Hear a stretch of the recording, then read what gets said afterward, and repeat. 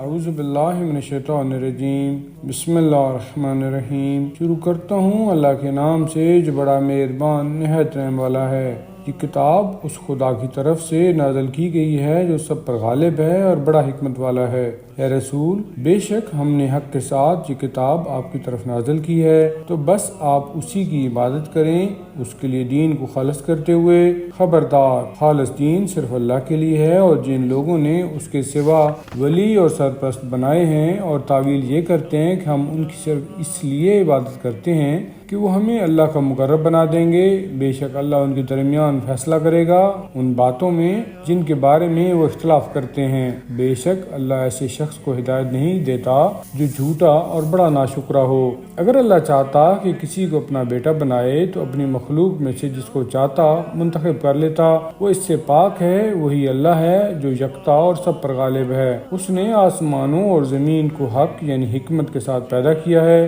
اور رات کو دن پر اور دن کو رات پر لپیٹتا ہے، اور اس نے سورج اور چاند کو اس طرح مسخر کر رکھا ہے ہر ایک مقررہ مدت تک رواں دواں ہیں۔ آگاہ ہو جاؤ کہ وہ سب پر غالب ہے اور بڑا بخشنے والا ہے۔ اس نے تم سب کو ایک نفس سے پیدا کیا، پھر اسی کی جنس سے اس کا جوڑا یعنی شریک حیات پیدا کیا، اور پھر تمہارے لیے تعداد میں چوپایوں کے 8 جوڑے پیدا کیے۔ وہ تمہیں تمہاری ماؤں کے پیٹوں میں تدریجاً پیدا کرتا ہے، ایک خلقت کے بعد دوسری خلقت، 3 تاریک پردوں میں۔ یہ اللہ تمہارا پروردگار ہے، اسی کی حکومت ہے، اس کے سوا کوئی الہ نہیں ہے۔ تم کدھر پھرے جاتے ہو؟ اگر تم کفر یعنی انکار و ناشکری کرو تو بے شک وہ تم سے بے نیاز ہے، اور وہ اپنے بندوں کے لیے ناشکرا پن پسند نہیں کرتا، اور اللہ کا تم شکر ادا کرو تو وہ اسے تمہارے لیے پسند کرتا ہے، اور کوئی بوجھ اٹھانے والا کسی کا بوجھ نہیں اٹھائے گا، اور پھر تم سب کی بازگشت تمہارے پروردگار کی طرف ہے، وہ تمہیں بتائے گا جو کچھ تم کرتے رہے ہو،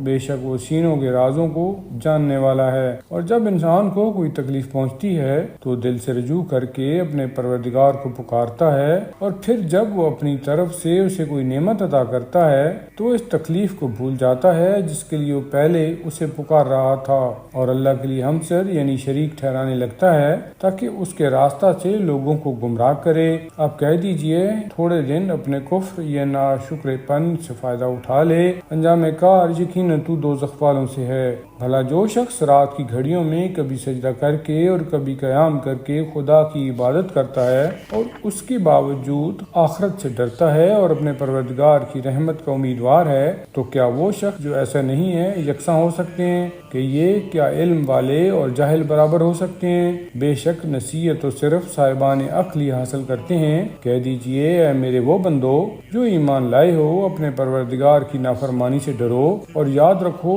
جو لوگ اس دنیا میں نیک عمل کرتے ہیں ان کے لیے آخرت میں نیک صلہ ہے، اور اللہ کی زمین وسیع یعنی کشادہ ہے، بے شک صبر کرنے والوں کو ان کا اجر بے حساب دیا جائے گا۔ کہہ دیجئے کہ مجھے حکم دیا گیا ہے کہ میں دین کو اس کے لیے خالص کر کے یعنی مکمل اخلاص کے ساتھ اس کی عبادت کروں، اور مجھے حکم دیا گیا ہے کہ میں سب مسلمانوں سے پہلے مسلمان ہوں۔ کہیے کہ اگر میں اپنے پروردگار کی نافرمانی کروں تو ایک بڑے دن یعنی قیامت کے عذاب سے ڈرتا ہوں۔ آپ کہیے کہ میں اللہ کی عبادت کرتا ہوں، اسی کے لیے اپنے دین کو خالص کرتے ہوئے۔